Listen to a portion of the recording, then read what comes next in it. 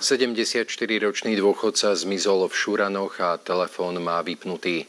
Tibora Guckého dnes hľadali policajti, pohotovostný pátrací tím aj helikoptéra. Nadchádzajúca mrazivá noc by mohla byť pre neho osudná. Polícia preto žiada o pomoc aj vás. Dneska je prvý deň pátrania o spolupráci s políciou, čo je poriadková polícia a kriminálna polícia plus letko ministerstva vnútra. Sme prepatrovali široké okolie v obci Šurany. Nezvestnosť 74-ročného Tibora Guckého bola nahlásená 16. novembra na šurianskom obvodnom oddelení. Bicykel dôchodcu našli pred mestskou poliklinikou v Šuranoch. Odvtedy ho nikto nevidel, jeho mobilný telefón je nedostupný.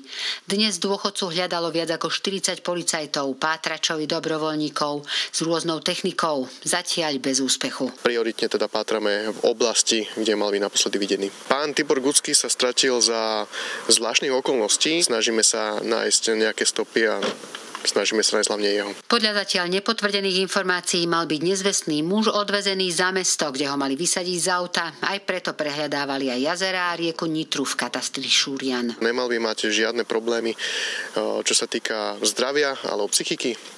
Tak preto nám to je všetkým divné. Tibor Gucký je štíhlý, má krátke šedivé vlasy a modré oči. Naposledy mal na sebe čiernu koženú bundu. Na juhu Slovenska by táto noc mala byť prvá skutočne mrazivá. Takže naozaj môže tam vzniknúť aj riziko toho podchladenia, ale veríme, že sa nájde čo najskôr. Zo Šurian, Drahu Dobrovičová, televízia Joj.